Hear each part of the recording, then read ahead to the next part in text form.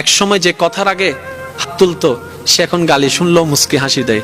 তো বন্ধুর একদিন তাকে জিজ্ঞেস করে, কিরে নেতা, তুই না কথা বলার আগে হাত তুলতি? তখন সে বলে, পাগল ছিলাম তখন তুলেছি, বুঝতে পেরেছি ওই জগতে কিছু নাই, আল্লাহর প্রেমের ধৈর্যের জগতে অনেক বড় নিয়ামত আছে। এত বড় বড় সফল ব্যক্তি যদি ছোটবেলায় লাথি খাইতে পারে, আপনি পারবেন না কেন?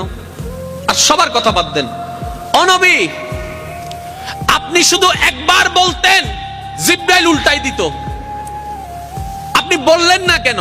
নবী রাহমাতুল লিল আলামিন বলে, পাওয়ার থাকার পরও যে পাওয়ার দেখায় না সে তো সত্যিকার পাওয়ারফুল ব্যক্তি। সুবহানাল্লাহ। যার হাসে কিছু নাইতে হবে, দেখ চিনস নাই হন, এর নাম জানোস না, আর বা ফোন চিনস না, যার তো নাইতে হবে।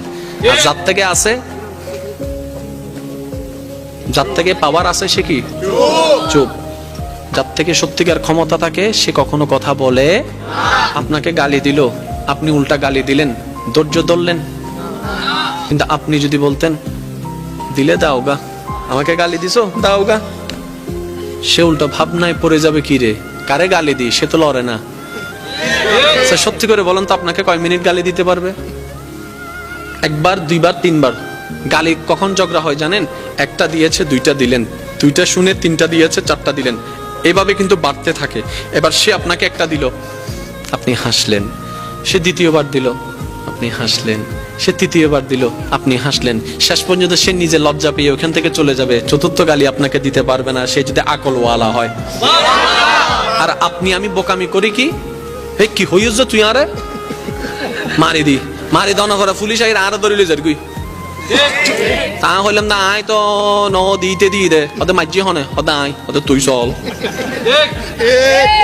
আমি কি বুঝাতে পারছি কথা? আফটার অল আমরা নিজেরাই নিজেদের ক্ষতি করছি।